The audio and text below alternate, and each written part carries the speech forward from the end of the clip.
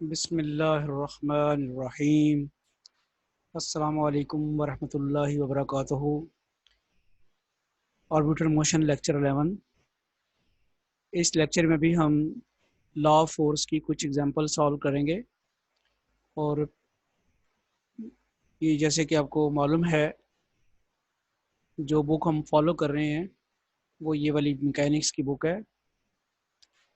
Example 5, a particle describes the curve r n is equal to a cos n theta plus b sine N theta under force F to the pole.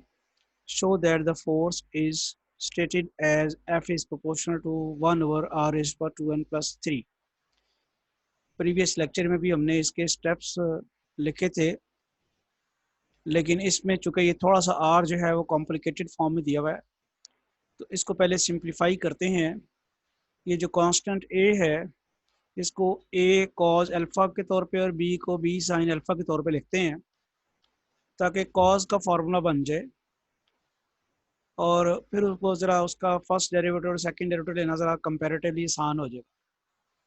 ये जहन में रहे कि चूँकि जो question है, जो स्टेटमेंट है, उसमें दो कांस्टेंट्स हैं ए और बी। अब भी हमने दो ही कांस्टेंट्स रखे हैं, एक ए और एक alpha. A is equal to small a cos alpha और B is equal to a small a sine alpha. जब ये वाली वैल्यूज़ हम पुट करते हैं इक्वेशन 1 में, तो हमारे पास आर रेज़ पर एन बन जाता है a cos alpha cos n theta plus a sine alpha sine N theta. इसको हम लिख सकते हैं a cos n theta minus alpha. Cos alpha minus beta को फॉर्मूला लगा दिया और वो स्टेप याद करें। सिंप्लीफिकेशन यहाँ तक हमने कर ली है।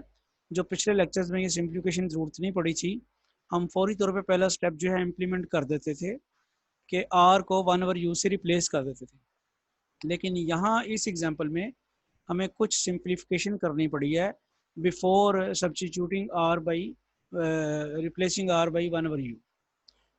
इस स्टेप के ऊपर हम इसको आर को 1 ओवर यू से रिप्लेस करते हैं, तो 1 ओवर यू की पावर एन आ जाती है।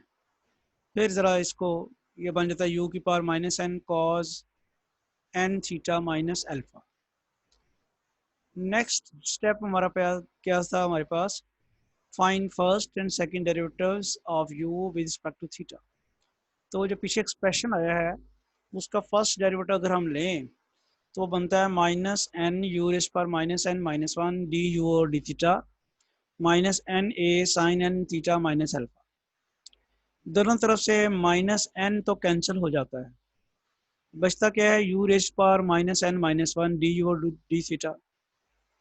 और फिर आप इसको लिख सकते हैं d u over d theta is equal to a you raise to power n plus one. Obviously जब ये लेफ्ट हैंड साइड का u minus n plus one उधर राइट हैंड साइड पे आएगा, u की power n plus one sine N theta minus alpha बन जाएगा। Double derivative लेंगे तो आपको नज़र आ रहा है कि प्रोडक्ट रूल लगाना पड़ेगा। u का डेरिवेटिव लिया, u का डेरिवेटिव u की पावर n प्लस वन का डेरिवेटिव क्या आएगा n plus one u raise पर n and then u d you और D theta keeping sine N theta minus alpha as it is. ये तो हमने प्रोडक्ट रूल लगाया है और पहले जो फंक्शन लिखा हुआ था उसका डेरिवेटिव ले लिया।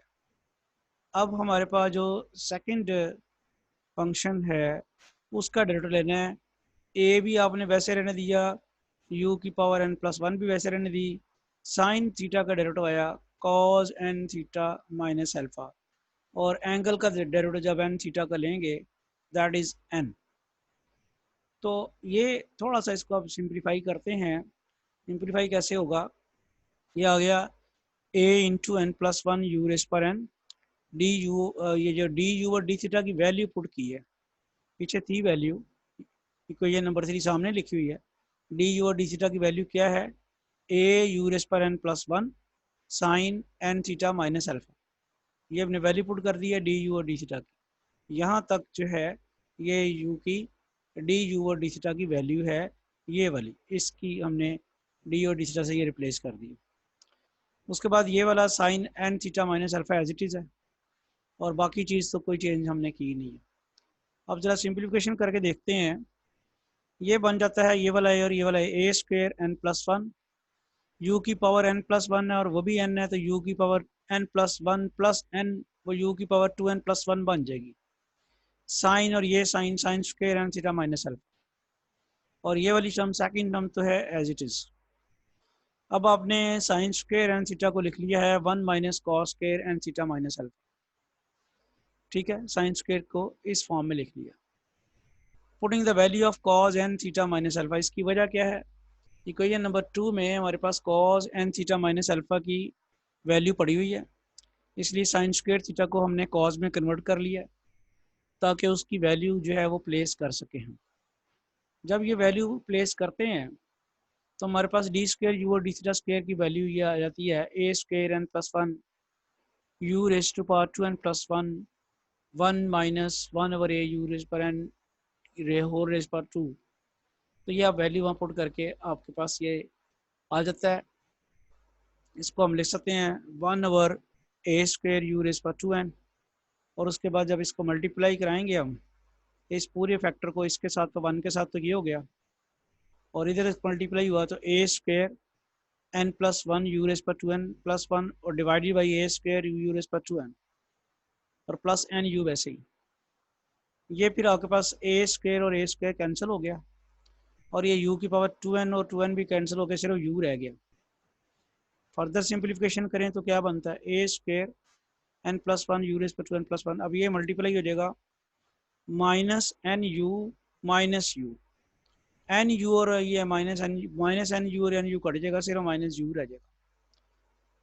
तो डी स्क्वायर यू और डी थीटा स्क्वायर, ये माइनस यू जो है अगर हम लेफ्ट साइड पे ले जाएं तो डी स्क्वायर यू और D theta square plus u किसके बराबर आ गया? A square into n plus one you raise पर 2n प्लस वन, ये इक्वेशन 4 आ गई। अब वो जो पहला स्टेप क्या था कि आपने आर को 1 ओवर यू से रिप्लेस कर दिया, दूसरा स्टेप क्या था कि फर्स्ट डेरिवेटिव और सेकंड डेरिवेटिव लेके सिंप्लीफाई किया, तीसरा स्टेप क्या है? Right the differential equation of orbit. Differential equation of orbit is F over A square U square plus D square you और D theta square plus U. पिछली हम page पे इसकी वैल्यू निकाल चुके हैं, डी स्क्वायर यू और D theta square plus U. अब फाइनल स्टेप क्या है कि इसकी सिंप्लीफिकेशन की जाए। तो ये वैल्यू निकाली हमने A square N plus one you raise पर 2n प्लस वन, और फिर ये एफ आ जाएगा A square N plus one A square you raise पर 2n प्लस वन। अब आपने u की जगह पुट कर दिया r रेज पर 2n प्लस वन। अब जैसा कि आपको पता है कि A square N plus one A square constant है, तो फिर F proportional to 1 over r raise to power 2n plus three.